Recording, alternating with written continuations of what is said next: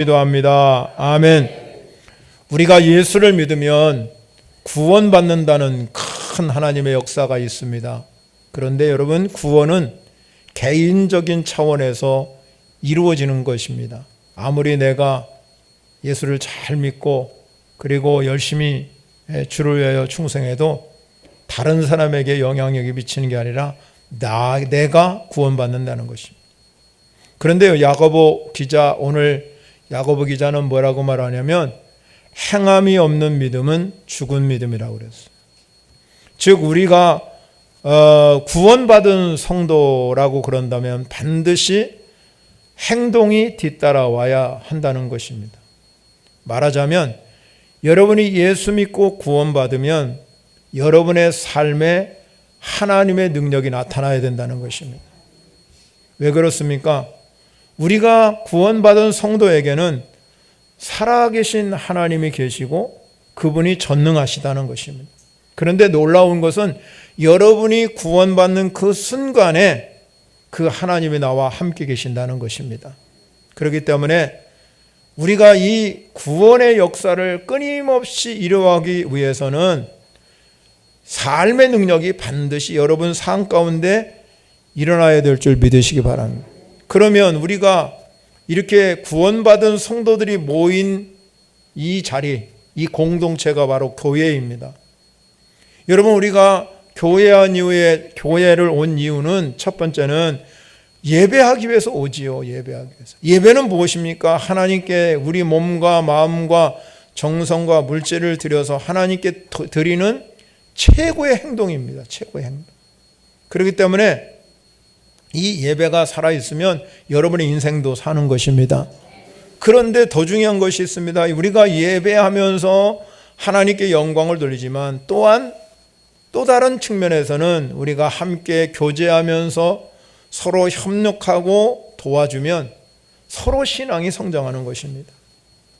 그래서 이 초대교회 성도들은 성령 받고 난 후에 사도행전 2장에 보면 뭐라고 말씀하냐면 그들이 모여가지고 사도들의 가르침을 받아서 서로 교제를 하고 떡을 떼고 오로지 기도를 힘썼다. 그렇게 기록하고 있습니다. 즉 말하자면 초대교회가 이 기도가 살아있으니까 서로 교제도 잘 되고 서로 나누는 공동체가 된 것이죠. 그래서 그 공동체를 보니까 믿지 않는 그 당시의 사람들이 굉장히 부러워했습니다. 그래서 구원받은 수가 날마다 더해지는 이유가 뭐냐? 세상에서는 볼 수 없는 이 놀라운 삶의 능력이 그 공동체에서 나타나더라 이 말입니다. 그러니까 얼마나 여러분 세상 사람들이 부러워하겠습니까? 그래서 많은 사람들이 교회로 들어오기 시작했습니다. 그런데 오늘날 우리 교회 공동체가 사도행전 공동체처럼 그렇게 되고 있냐 이 말입니다. 오늘날 교회는 너무나 그런 일들이 일어나지 않는다는 것입니다. 다른 공동체가 되어버리고 말았습니다.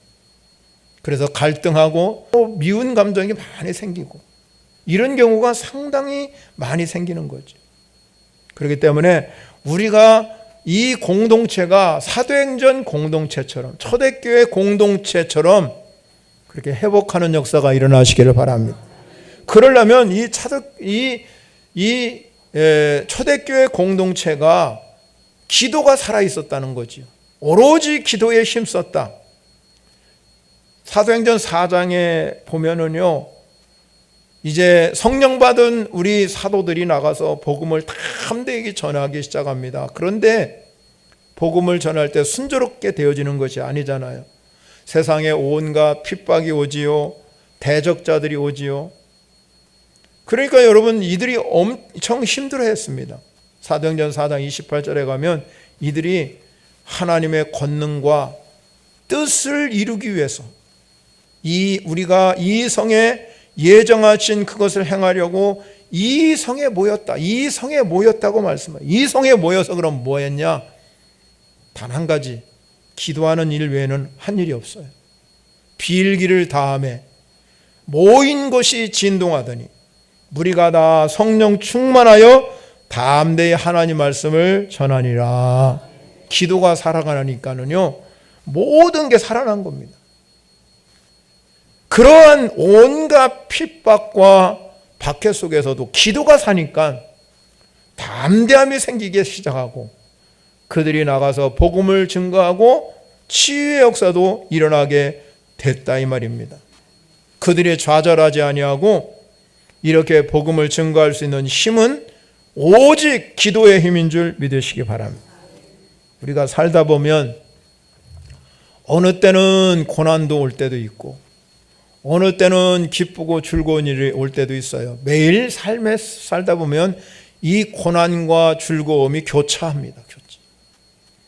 그런데 여러분, 살아가면서 우리가 중요한 게 있습니다. 그게 뭐냐면, 그렇게 우리가 어느 때는 고난이 오고 어느 때는 즐거움이 오고 이 교차되는 상황 가운데서 우리는 그 문제만 보지 마시고 그 뒤에서 살아서 역사하시는 하나님을 보시기 바랍니다. 하나님을 바라보는 사람은요, 기쁠 때나 고난이 올 때나 절대로 어떠한 경우든지 흔들림이 없어요. 낙심하거나 실망하지 않습니다. 왜? 하나님이 계시기 때문에. 그러니까 하나님을 바라보고 즐거울 때나 우리가 기쁠 때나 항상 삶의 변화가 없는 거예요. 막 요동치지 않습니다. 마음이 막 요동치고 왔다 갔다 하고 그러지 않는다. 그 이유는 살아계신 하나님이 나와 함께 하기 때문에 그렇다 이 말입니다. 그리고 그뿐만 아니라 그들에게는 기도의 힘이 있는 거예요. 그래서 기도는 무엇입니까? 하늘 보좌를 움직이는 하나님의 이 놀라운 하늘 보좌를 움직이는 능력이요 힘인 줄 믿으시기 바랍니다. 그래서 예수님께서도 이 땅에 인간으로 오셨기 때문에 인간의 연약성을 가지고 같이 살아가잖아요. 그래서 예수님도 배고프면 잡수셔야 되고 피곤하면 주무셔야 되고 힘들면 쉬어야 되는 그런 연약한 인간의 모습으로 오셨기 때문에 늘 사역 가운데 여러분 많은 병자들을 고치고 복음을 증거하고 그렇게 살아가면서도 늘 하나님을 붙들고 사셨어요.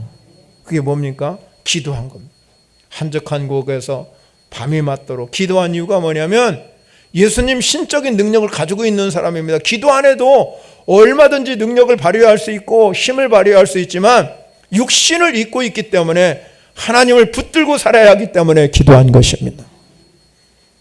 사랑하는 성도 여러분, 기도가 살아있는 교회가 정말로 영적인 교회인 걸 믿으시기 바랍니다.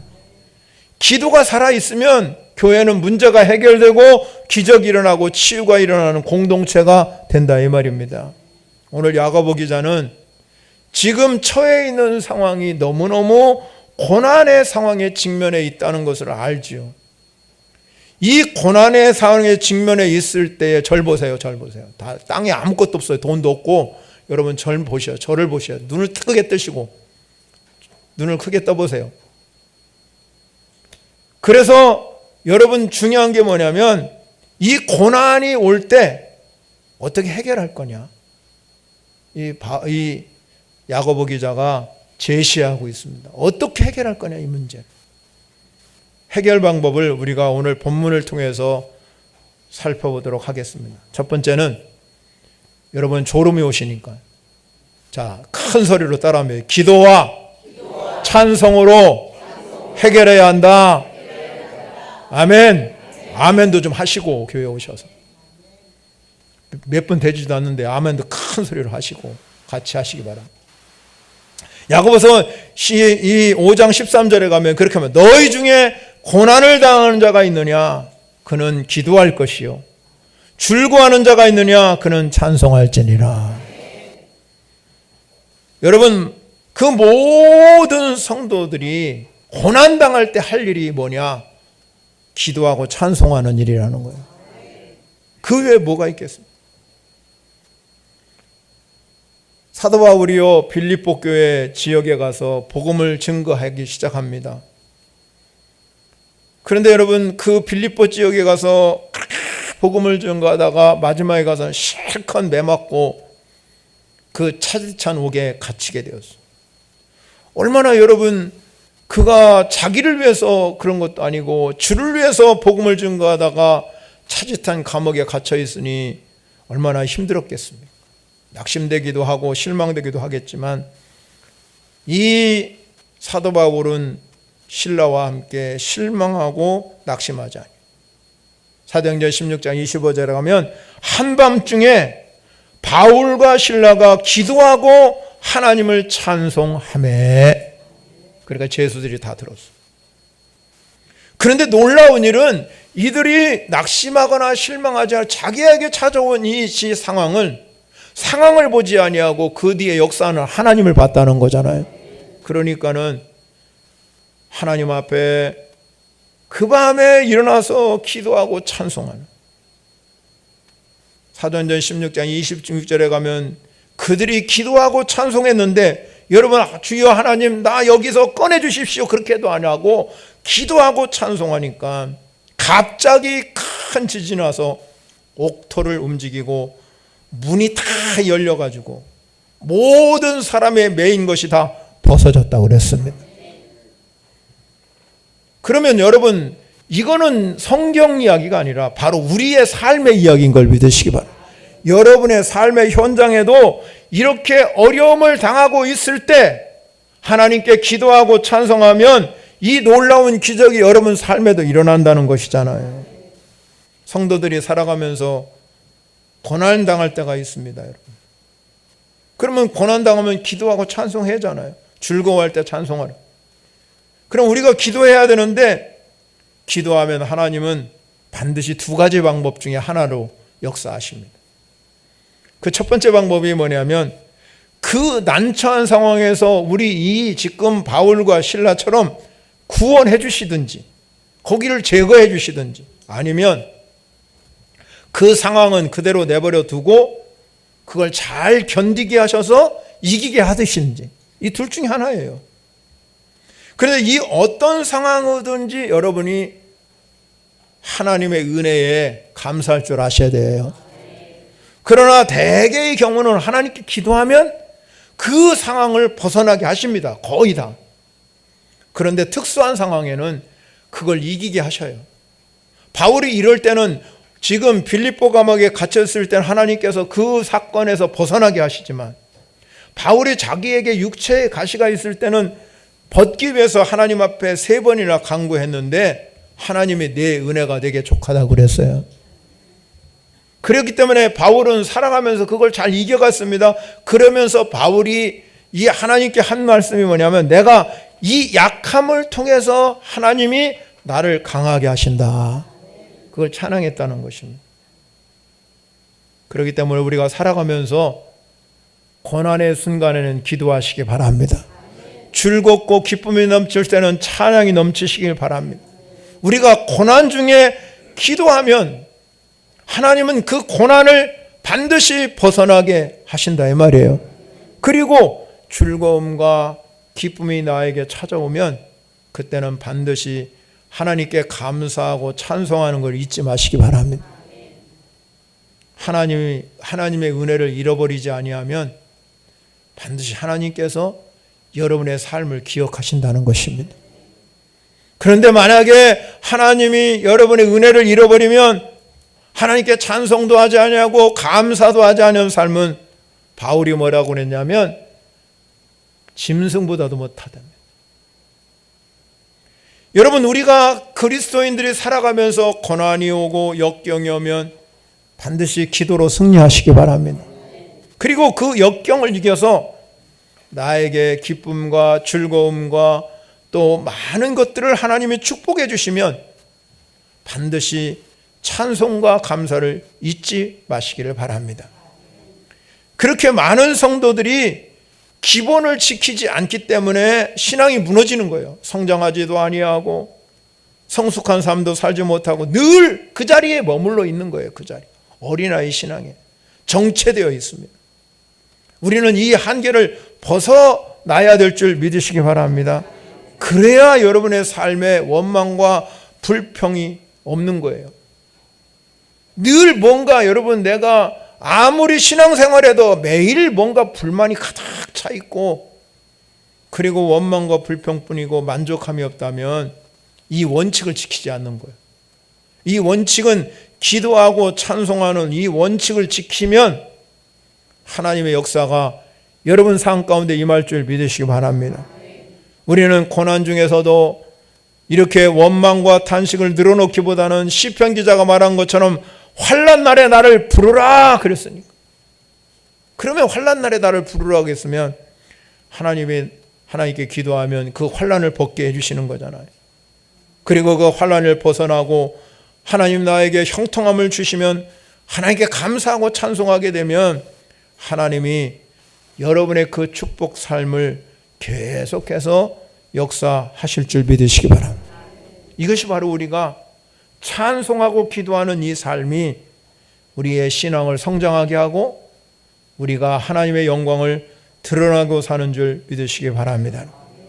두 번째 중요한 것이 있습니다. 여러분, 고난을 당할 때 그러면 우리가 어떻게 해야 되는가? 두 번째 중요한 말씀이 뭐냐면, 우리가 만약에 한 성도가 고난을 받으면 모든 성도들을, 어떤 성도 한 사람이 고난을 받으면 우리 모두는 다 하나님이 나를 부르시는 음성으로 들으셔야 돼요. 하나님의 음성으로. 사도 바울은 교회를 뭐라고 그랬냐면 그리스도의 몸이라고, 몸. 그러면 부름받은 우리 그리스도인, 여러분 여기 앉은 우리 모든 성도는 뭐냐면 지체예요, 지체.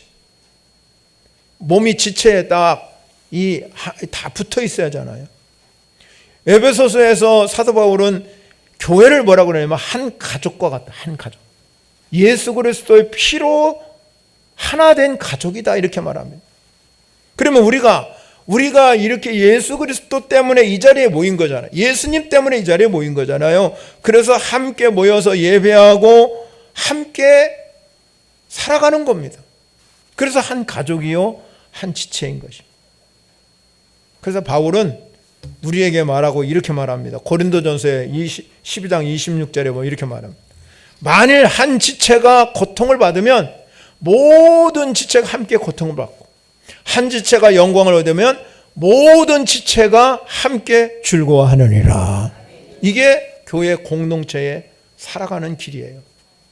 함께 고난을 받을 때는 함께 고난을 받는 거고, 함께 즐거워하면 함께 즐거워하는 게, 이게 살아있는 교회예요, 살아있는.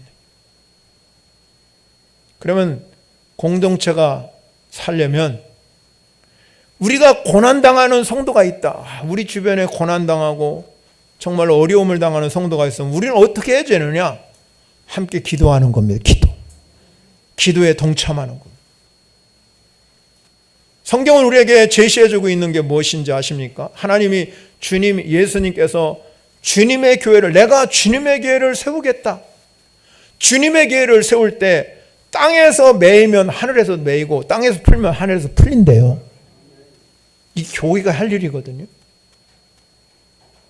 그런데 이 땅에서 매면 하늘에서 매고 땅에서 풀면 하늘에서 풀리는데 이걸 나 혼자 하는 것이 아니라 교회가 하는 겁니다. 그게 뭐라고 그랬냐면 마태복음 18장 19절과 20절에 가면 뭐라고 말했냐면, 너희 중에 두 사람이 땅에서 합심하여 무엇인지 구하면 하늘에 계신 내 아버지께서 그들을 위하여 이루게 하시리라. 20절에 두세 사람이 내 이름으로 모인 곳에는 나도 그들 중에 있느니라. 그렇게 말씀했어요. 근데 오늘 야고보 기자는 고난을 받는 것을 구체적으로 14절에 가서는 뭐라고 그랬냐면, 너희 중에 병든 자가 있느냐 그랬어요. 너희 중에 병든 자가. 고난 중에서도 병든 자에 대해서 특별히 야고보서는 지적을 했어요.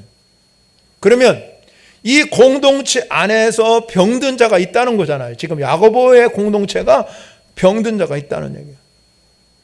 그러면 이 질문을 야고보 기자가 너희 중에 병든 자가 있느냐 그랬을 때 해결할 방법을 두 가지로 제시하고 있어요. 오늘 본문에 가면 이 해결책이 뭐냐? 첫 번째 해결책은 오늘 본문 14절에 가면 그는 교회의 장로들을 청할 것이다. 그들은 주의 이름으로 기름을 바르고 그를 위하여 기도할지니라 그랬어요. 여기서 교회 장로는 디모데전서 3장 1절과 7절, 디도서의 1장 5절과 9절에 보면 오늘날 목회자의 역할을 하는 사람입니다. 교회 지도자들이, 이 목회자들이, 그 당시에 이 지도자들이 실제적으로 이 올리브 오일을 갖다 바르고 기도해주면 치유 효과가 생겨가지고 이 기도에 이 치유하는 역사가 나. 그러니까 실제적으로 기름을 바르고 그를 위해 기도하라는 것은 올리브 오일을 바르고 기도해줬어요. 그러나 오늘 본문에서 우리가 지금도 그러면 여러분을 기도할 때 올리브 오일 발라주고 기도하라는 뜻이 아니라, 여기 오늘 기름을 바른다는 의미는 성령님의 기름 부으심이 임해야 된다는 겁니다. 즉 말하자면 교회 지도자, 이 교회 지도자는 목회자뿐만 아니라 여러분들 마찬가지예요. 여러분이 교회 지도자들이 된 사람들은 만약에 아픈 환자들이 있을 때 그러면 내가 올리브 오일을 바르고 기도하라는 그 뜻이 아니라 성령을 부여잡고 성령이 힘입어서 성령의 능력이 내 안에 기름 부어지도록 역사하게 하셔서 그렇게 기도하면 하나님 기적을 베풀어 주시는 거예요. 기름을 바르고 기도하라는 것은 성령님의 역사를 바라고 기도하는 거예요. 이것이 첫 번째 방법이에요. 목회자가 됐던 여러분들은 다 그래요. 우리가 다른 사람, 병든 자를 위해서 기도할 때 가장 중요한 게 성령의 기름 부으심이 그 자리에 있어야 돼요. 그래야 능력이 나타나. 또 하나 중요한 게 있어요.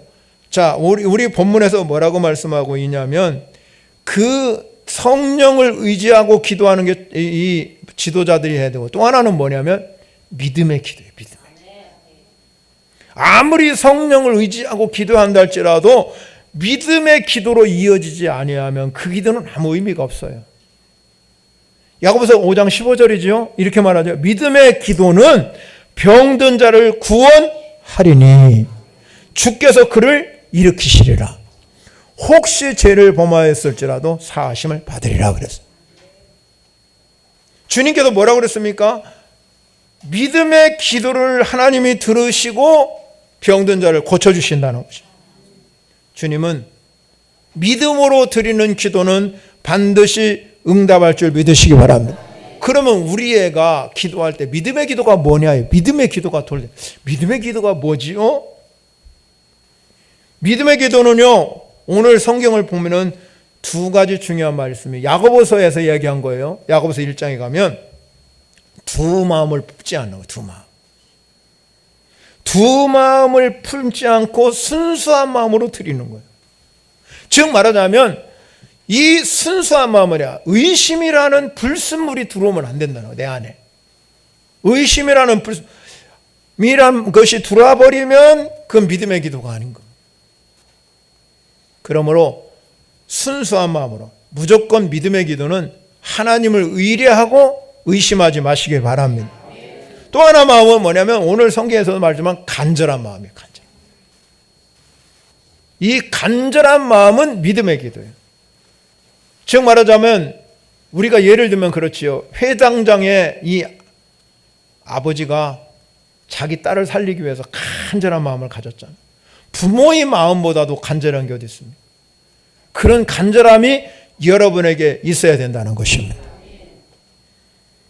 그 다음에 여러분, 이렇게 너희 중에 병든 자가 있느냐 그럴 때는 교회 지도자, 목회자든 장로든 청해서 기도해 줘야 되는데, 이 기도해 줄 때는 성령을 의지하고 믿음의 기도를 드린다 이 말이에요. 그리고 두 번째 또 하나 있어요. 공동체에서 우리가 기도해야 할 것 16절이에요. 그게 뭐냐면 너희 죄를 서로 고백하며 병 낫기를 위하여 서로 어떻게 하라고 했습니까? 기도하라. 서로 기도하라. 근데 그 다음 내용이 더 중요해요. 병 낫기를 위하여 서로 기도하라. 그 다음에 우리 큰 소리 읽어보겠습니다. 시작. 안 읽는 사람이 3분의 1이요. 안 읽는 사람이 큰 소리. 시작. 아멘. 의인의 간구는 역사하는이 큼이라고 했어요. 즉 말하자면 한 성도가 지금 고난을 당하거나 질병에 걸려 있으면 뭐라고 그랬습니까? 서로 기도하라. 서로. 첫 번째는 교회 목회자를 청해서 기도를 받고, 그리고 그 다음에는 서로 기도하라. 그런데 서로 기도할 때 오늘 성경은 우리에게 중요한 포인트를 잡는 게 뭐냐면 의인의 간구, 의인의 간구. 의인의 간구는 역사하심이 큼이라고 그랬어요. 그러면 의인은 누굽니까? 이 세상에 한 사람도 의인이 없다, 다 죄인이라고 그랬는데 누가 의인이냐 이 말이에요. 의인은 죄에서 구원받은 사람이 의인이에요. 여러분이 예수 그리스도의 은혜로 죄로부터 구원받았어요. 그래서 복음에는 한 의가 나타나서 믿음에 이르게 한다고 그래요. 복음의 의가, 하나님 의가 나타난 거예요. 여러분이 예수 그리스도를 믿는 순간에 하나님의 의가 우리 가운데 임하게 된다 이 말이에요. 그로 인해서 우리에게 믿음이 생성되고 믿음에 이르게 하시고 믿음이 계속 성장해서, 바울은 뭐라고 하냐면 오직 의인은 믿음으로 말미암아 살리라, 그렇게 말씀하고 있어요. 그러면 보세요. 15절에서 중요한 말이 뭐냐면 믿음의 기도는 병든 자를 구원한다고 그랬잖아요. 그리고 주께서 일으키시라고 그랬어요. 그런데 16절에 와서는 의인의 간구는 역사하는 힘이 큼이라 그랬어요. 그러면 보세요. 중요한 것이 뭡니까? 우리는 의인이라는 것은 믿음으로 사는 자가 의인이에요. 오직 의인은 뭐로 산다? 믿음으로 산다 그랬어요. 믿음으로 사는 자가 의인이에요. 그럼 우리는 의인의 간구는 역사함이 크니까 어떻게 기도해야 돼요? 믿음으로. 믿음으로 기도하셔야 돼요. 믿음으로 기도하면 반드시 하나님께서 그 현장에 믿음으로 기도하면 의인의 간구는 역사함이 큼이라고 그랬으니 하나님의 그 현장에 하나님의 응답의 역사가 일어날 줄 믿으시기 바랍니다. 사랑하는 성도 여러분, 우리가 너희 중에 병든 자가 있느냐? 병이 들을 수 있다는 거잖아요. 누구나 다 병들 수 있습니다. 그러면 여기서 우리는 저와 여러분들이 마음속으로 간절히 소원하고 기도할 제목이 두 가지예요. 하나는요, 따라합니다. 신의 축복을 받자. 아멘이십니까? 신의 축복을 받으셔야 돼요. 그러면 이 신의 축복이란 게 뭐냐? 건강하게 사는 거예요. 건강하게. 너희 중에 병든 자가 있느냐? 병이 걸릴 수 있다 이 얘기잖아요. 그러니까 병든 자가 있느냐 그랬으니까, 너희 중에 병든 자가 있느냐 그랬으니까 병에 걸릴 수 있으니까. 우리는 누구나 다 하나님께 간절히 기도할 것이 뭐냐? 하나님, 나에게 신의 축복을 주십시오. 그래서 모세처럼 죽을 때 나이가 120세인데 눈이 흐리지 아니하고 기력이 쇠하지 아니한 것처럼 나도 신의 복을 모세처럼 받기를 원합니다. 갈렙처럼 내가 지금 85세가 되었어도 내가 여전히 강건하니 내 힘이 그때나 지금이나 같다 이 말이에요. 그래서 싸울 능력이 있대요. 나가서 여러분 복음을 전할 능력도 있고 헌신할 능력도 있고 하나님께 여러분 할 수 있는 능력이 있다 이 말입니다. 80이 넘어도. 안나처럼 과부가 됐는데 84세예요. 과부된 지. 결혼은 몇 살 했는지 모르지만. 그러면 여러분 여러분 20살 전에 했어도 100살이 넘었다는 거잖아요. 84세 살았으니까.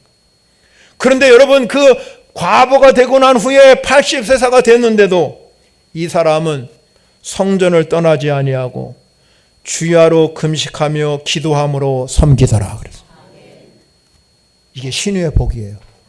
신의 축복은 내가 건강하게 나를 위해 사는 게 아니라 오늘 말씀대로 모세처럼 갈렙처럼 안나처럼 내가 살아있는 동안에 건강의 복을 주시면 주를 위해 충성하면 더 건강한 거예요.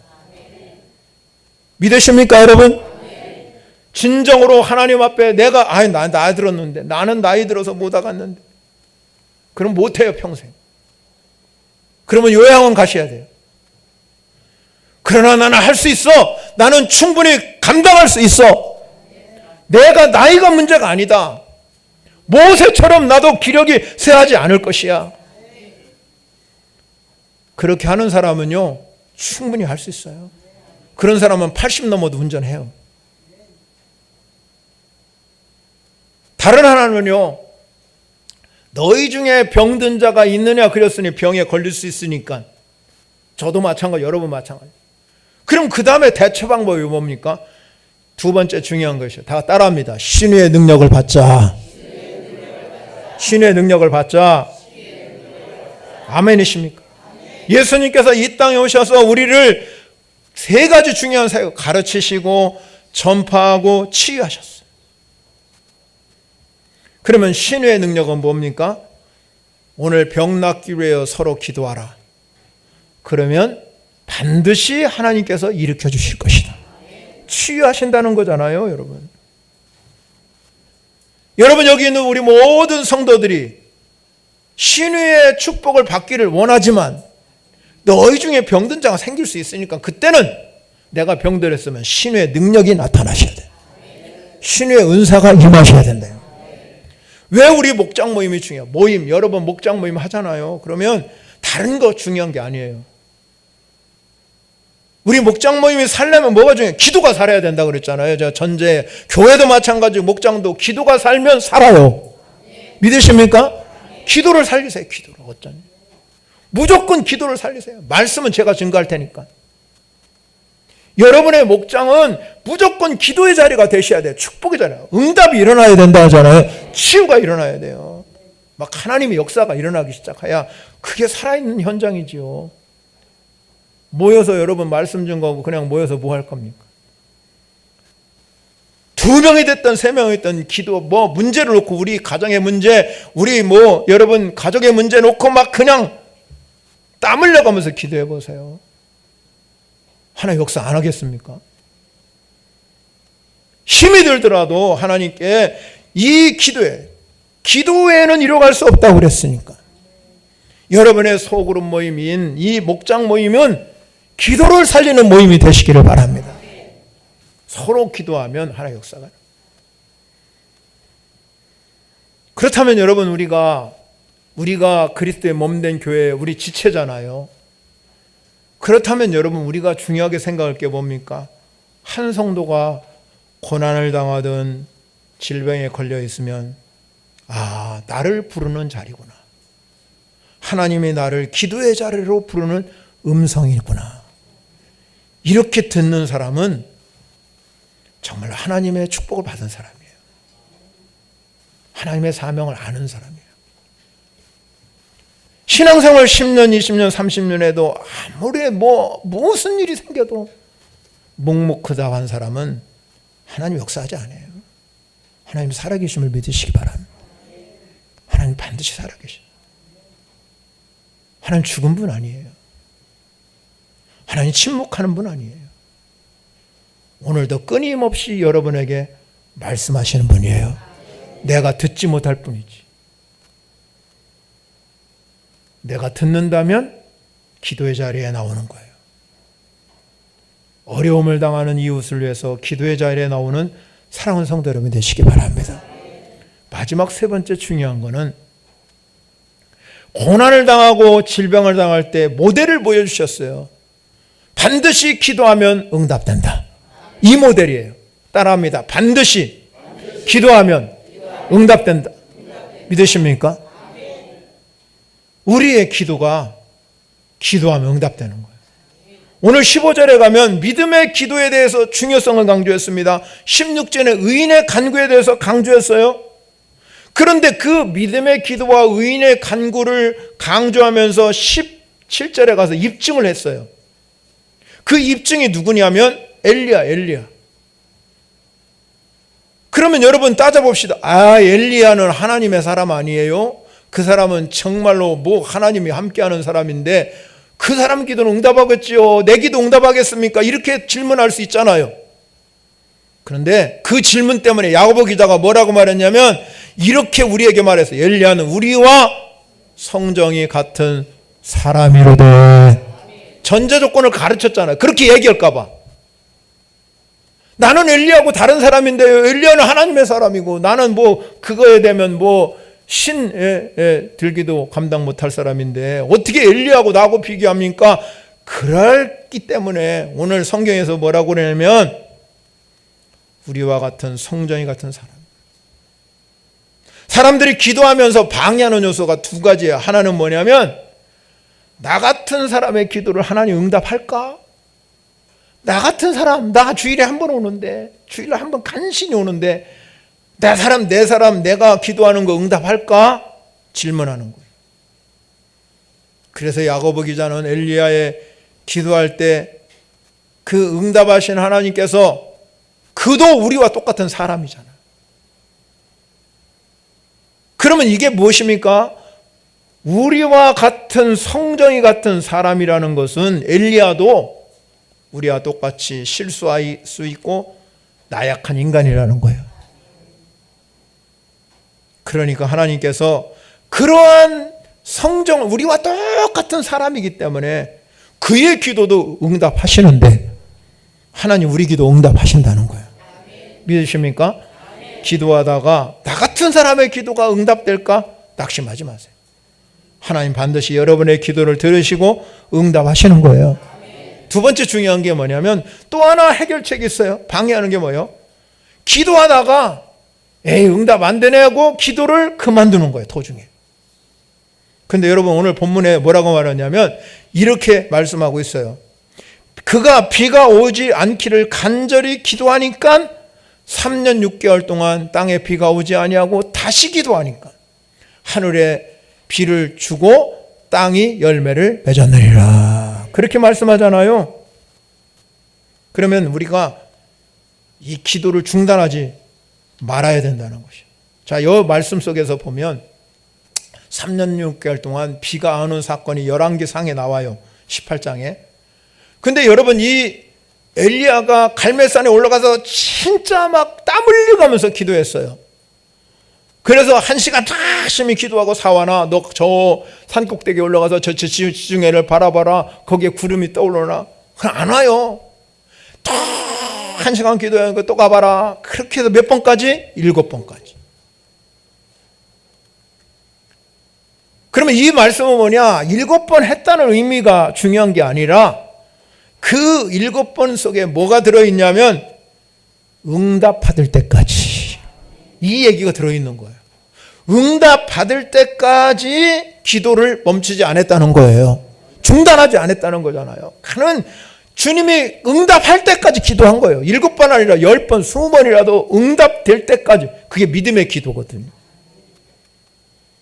그런데 하나님이 그게 간절히, 오늘 성경에도 뭐라고 그러냐면 간절히 기도한 자예요. 간절히 기도했다. 간절히 기도하니까 하나님이 불쌍히 여겨서 긍휼히 여겨 7번 만에 손바닥만한 구름이 저쪽 지중해에서 떠오르기 시작했어요. 그런데 이 엘리야는 손바닥만한 구름이 떠오르는 거 보고, 여러분 3년 6개월 동안 비가 오는 데가 구름이 있겠습니까? 없겠습니까? 없지요. 그런데 3년 6개월 만에 손바닥만한 구름이 딱 떠오르는 걸 보고 응답의 징조임을 깨달았어요. 영적인 은혜가 있었다는 거죠. 영적으로 무지하지 않았다.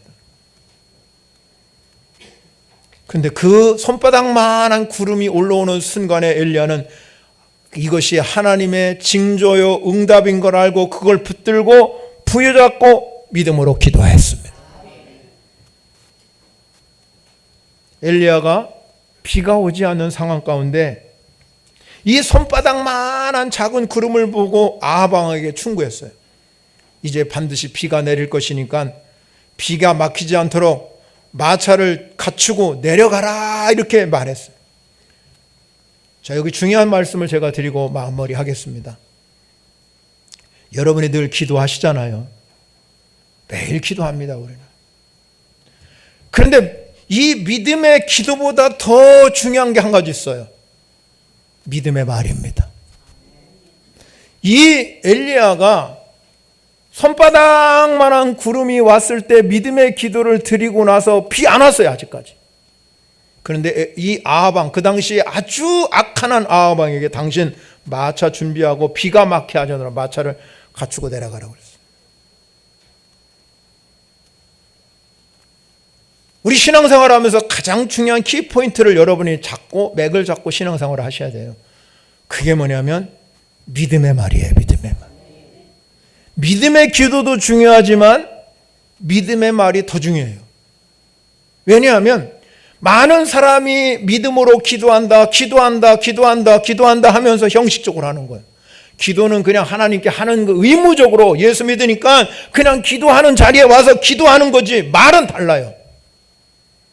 말은 매일같이 낙심하고 실망하고 원망하고 불평하고 안 된다 여러 번의 말을 들어보면 거기에 하나님의 기적을 일으키지 못하는 말이 너무나 많아요.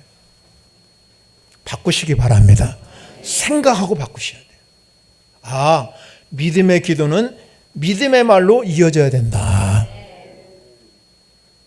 그런데 기도는 하는데 왜 내 삶의 자리에서는 응답이 없을까? 왜 하나님은 나에게 기적을 베풀어 주지 않을까? 믿음의 말이 없기 때문에 그래요. 믿음의 기도를 드렸으면 믿음의 말을 하셔야 됩니다.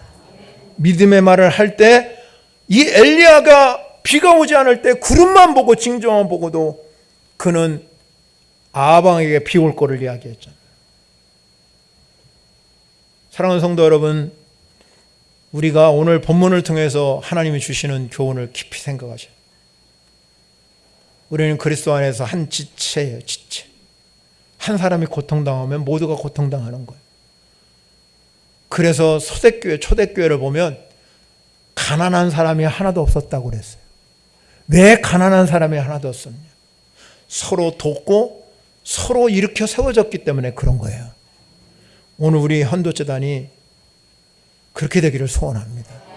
여러분 한 사람 한 사람, 내 주변에 어렵고 힘든 정말로 말 못한 사정이 있는 그분들을 위해서, 질병을 당하여 고통당하는 그분을 위해서 기도의 자리에 나오셔서 여러분이 함께 기도해주고 함께 격려해주면 그분이 일어나게 될 줄 믿으시기 바랍니다. 그것이 교회예요. 그러면 초대교회처럼 가난한 자가 없어지는, 초대교회처럼 구원의 역사가 일어나기 시작합니다. 이 야고보서가 여러분에게 그것도 주지만 뿐만 아니라 기도는 반드시 응답한다는 것 꼭 기억하시고 기도의 자리에 나오셔서 응답받는 역사가 여러분의 삶의 현장에 일어나기를 축원합니다. 찬양을 영광 올려드리겠습니다. 말씀을 생각하면서 찬송합니다.